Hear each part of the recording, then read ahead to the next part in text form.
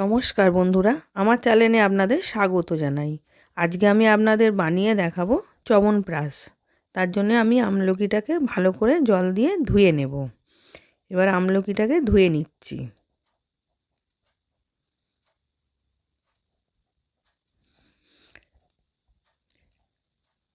এবার আমলকিটা ধোয়া হয়ে গেছে, আমি কুকারে দিয়ে দিলাম। দিয়ে আমি 1 কাপের মতন জল দেব, দিয়ে 4টে সিটি দিয়ে নাবিয়ে রেখে দেব। এবার আমি একটা মশলা বানাবো। ছোট এলাচ, বড় এলাচ, স্টার ফুল, জয়িত্রী, দারচিনি, লবঙ্গ, গোলমরিচ, মৌরি 1 চামচ আর 3টে তেজপাতাকে কুচিয়ে দিয়ে দিলাম। দিয়ে ওটাকে ভালো করে ভেজে নেব।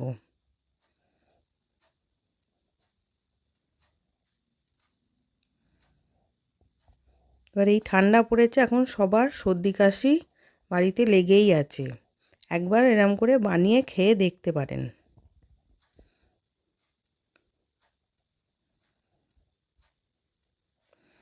এবার ওটা ভাজা হয়ে গেছে, আমি মিক্সিতে গুঁড়ো করে রেখে দিলাম। এবার আমি আমলকিটাকে কুকার থেকে বার করে ঢেলে নিচ্ছি, নিয়ে দানাগুলোকে ফেলে দেব।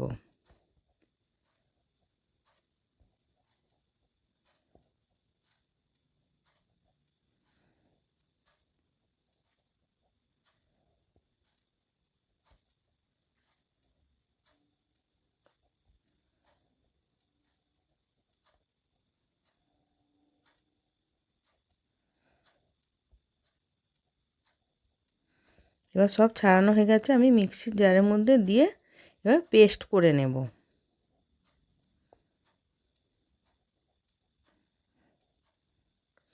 এবার পেস্ট করা হয়ে গেছে।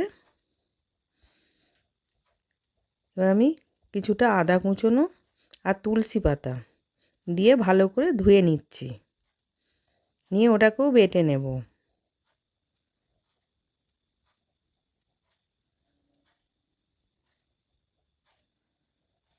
এবার ওর মধ্যে আমি 6টা 8টা খেজুর দিলাম, ওটাকেও ভালো করে ধুয়ে দানাটা ফেলে দেব, খেজুরটাকে দিয়ে দেব।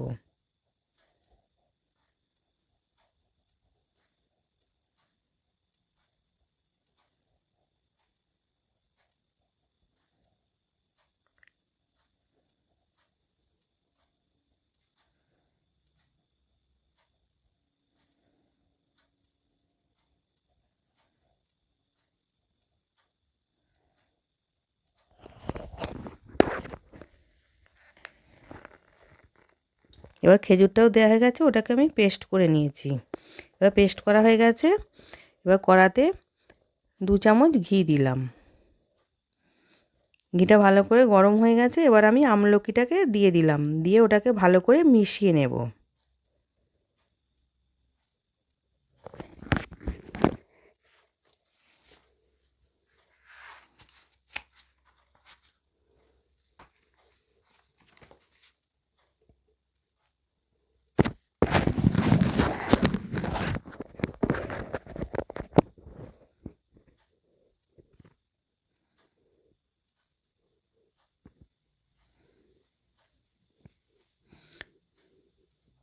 এবার ভালো করে মেশানো হয়ে গেছে।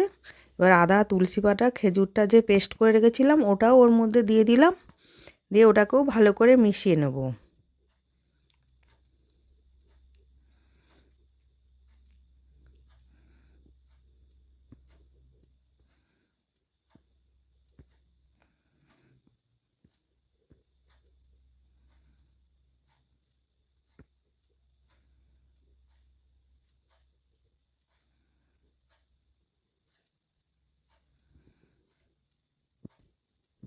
এবার আমি ওর মধ্যে আখের গুড় দিয়ে দিলাম 3 চামচ।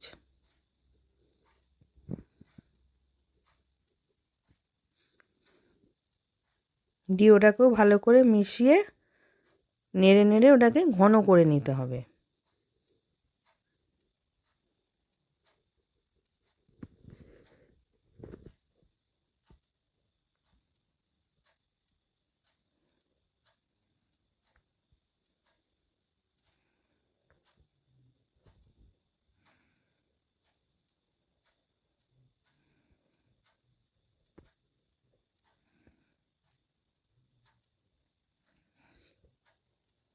এবার দেখুন ঘন হয়ে গেছে। এবার আমি ওর মধ্যে 2 চামচ ভাজা মশলাটা দিয়ে দিলাম, আর আমি 3 চামচের মতন মধু দেব।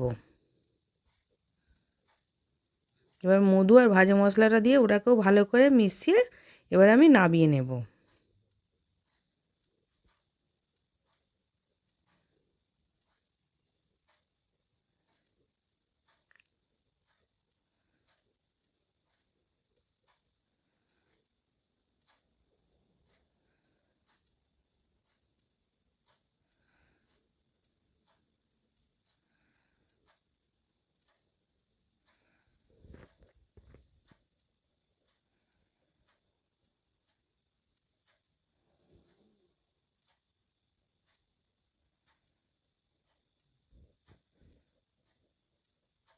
এবার হয়ে গেছে, নামিয়ে নিয়েছি। নতুন নতুন রেসিপি দেখতে লাইক দিয়ে ফলো করে রাখো। আশা করছি ভিডিওটা ভালো লেগেছে। আমি হাজির হব আর এক নতুন রেসিপির সাথে।